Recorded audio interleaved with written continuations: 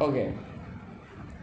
Yesterday or day before yesterday we have covered deformation. और deformation में हमने जो चीज़ पढ़ी थी वो इलास्टिसिटी के बारे में पढ़ा था, राइट। और हमने लिमिट ऑफ प्रोपोर्शनैलिटी तक हम पहुँचे थे, बल्कि उससे भी हम आगे चले गए थे। लेकिन ये है कि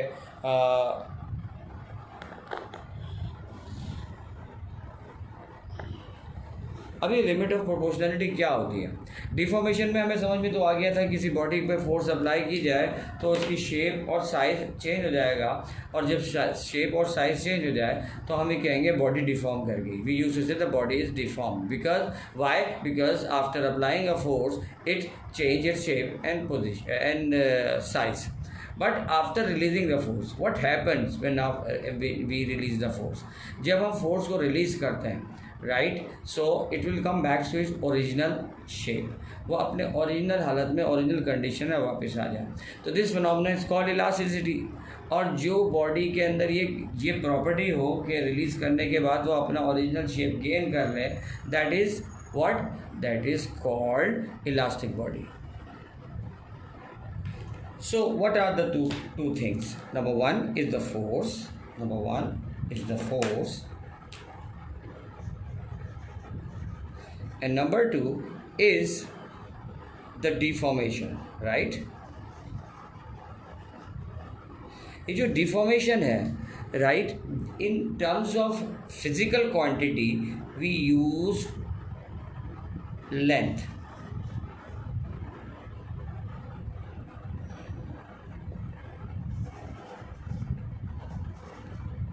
Length, change in length. In other word, extension. अगर हम किसी बॉडी को प्रेस करते हैं या किसी बॉडी को खींचते हैं, राइट, तो in both ways we actually do what, we change the shape or size. So this means extension will take place. So there are two things, force and extension. So logically when the force increases, length means extension will also change, right. एक body है जो कि 1 centimetre की थी, आपने उसे खींचा, वो 2 सेंटीमीटर होगी, तो एक्सटेंशन क्या है, 1 सेंटीमीटर की। So the extension and force are directly proportional to each other. So directly proportional, force and is directly proportional to x. So what if when we remove this sign of proportionality, we use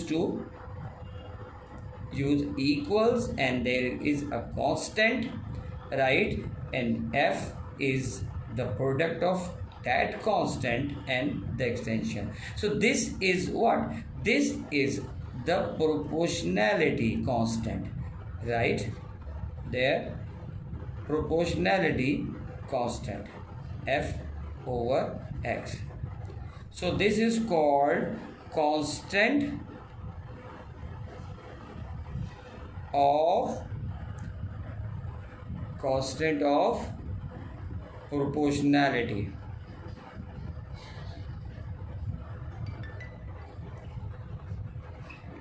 This is called constant of proportionality. ये means in दोनों का factor हमेशा fix और constant रहेगा। अगर मैं graph plot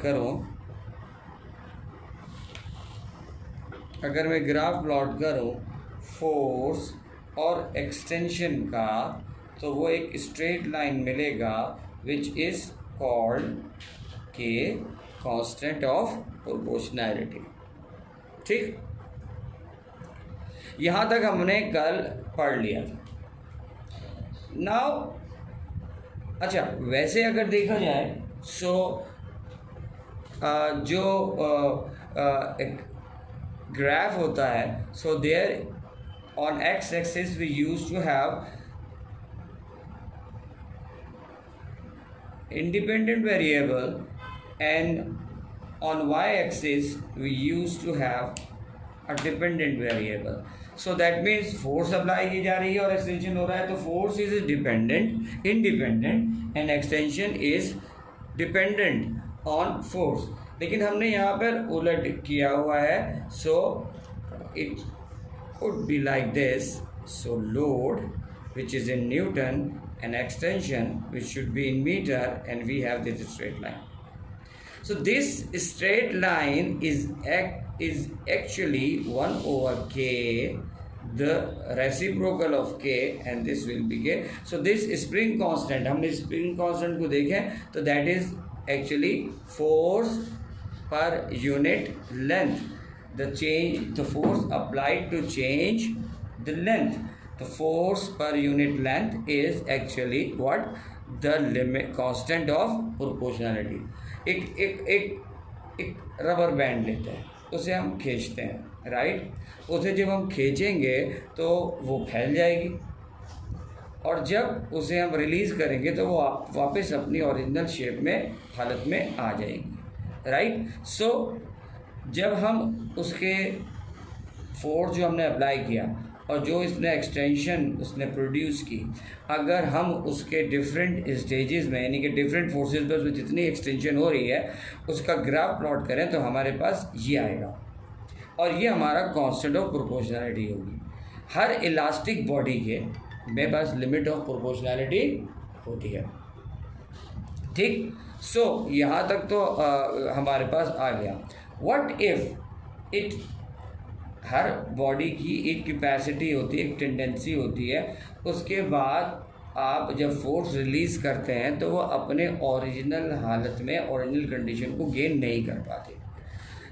जिस point पर वो उससे आगे वो अगर ना कर पाए तो that is what a limit of proportionality, right. वो उसकी इलास्टिक जो अपना उसकी जो है वो लिमिट होती है, यानी कि लिमिट ऑफ दिस प्रोपोर्शनैलिटी. उसके बाद ये प्रोपोर्शन चेंज हो जाएगा, इलास्टिसिटी ख़त्म नहीं होगी. रबर बैंड को अगर आप यूज़ करो तो रबर बैंड को आप खींचते हो वो लूज़ हो जाता है, मीन्स उसकी इलास्टिसिटी लूज़ हो जाती है, उसकी इलास्टिसिटी लूज़ हो जाती है. लेकिन वो इसकी जो कांस्टेंट ऑफ प्रोपोर्शनैलिटी है वो चेंज हो जाती है, लेकिन वो अपनी इलास्टिक प्रॉपर्टी को ख़त्म नहीं करती, राइट. हाँ, एक टाइम ऐसा आता है कि वो टूट जाएगी, राइट. तो वहाँ तक हमने ये देखा. सो अगर मैं इसके ग्राफ को हम और ज़्यादा एलॉबरेट करें तो वो कुछ इस तरह से होगा कि अगर मैं यहाँ पर लोड लेता हूँ, आपको पास पेपर में क्वेश्चंस में ये इनकी पोजीशंस चेंज होती हैं. अगर यहाँ लोड है तो यहाँ एक्सटेंशन होगा,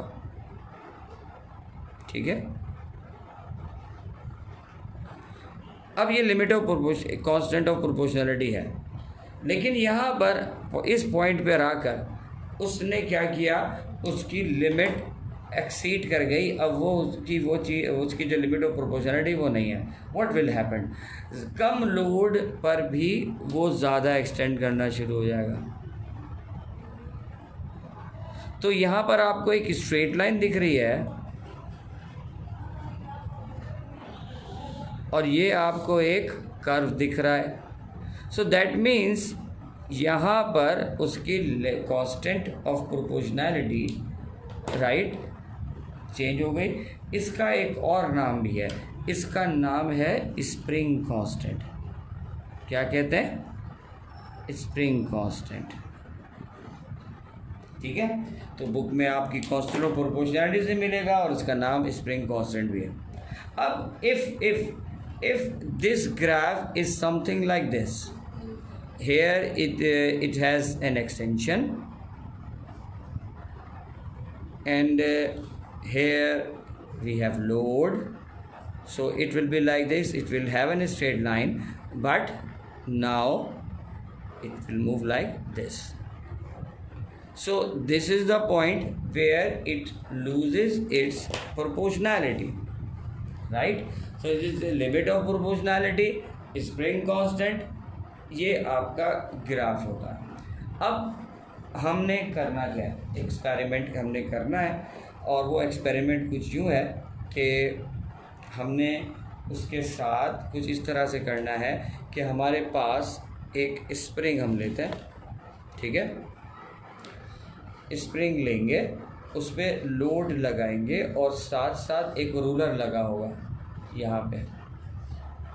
हम हर लोड पर उसकी लेंथ चेक करेंगे, यानी कि इनिशियली क्या लेंथ है, जैसे ही लोड ऐड किया उसको कितना एक्सटेंड हुआ, और उसके बाद हम क्या करेंगे, टेबल प्लॉट करेंगे, यानी कि यहाँ पे लोड, यहाँ पे एक्सटेंशन और यहाँ पे सारी वैल्यूज़ हम लिखेंगे और फिर ग्राफ स्केच करेंगे और ये कोशिश करेंगे फाइंड आउट करने की कि उसकी स्प्रिंग कांस्टेंट कितनी है और कहाँ पर वो अपनी लिमिट ऑफ प्रोपोर्शनैलिटी, जिसकी लिमिट कहाँ तक है, उसके बाद वो स्प्रिंग कांस्टेंट कहाँ तक है, उसके बाद वो अपनी अपनी जो वो स्प्रिंग कांस्टेंट है वो नहीं होगा, वो चेंज हो जाएगा। So this is what we will calculate. ठीक, यहाँ तक हमारा जो ये डिफॉर्मेशन है उसका जो कंटेंट है वो ख़त्म हो गया। ठीक है, सो यहाँ तक मैं इसको भी रख रहा हूँ। मैं दूसरी एक और आप लोगों को वो दूंगा, ठीक है, एक्सपेरिमेंट के लिए। अभी उसको हम करेंगे, वो वैसे तो वो फिज़िकली हमें करनी है, जब हम फिज़िकली करेंगे तो उसकी वीडियो बना लेंगे। अभी मैं इसको यहाँ तक देखता हूँ और नया टॉपिक स्टार्ट करता हूँ।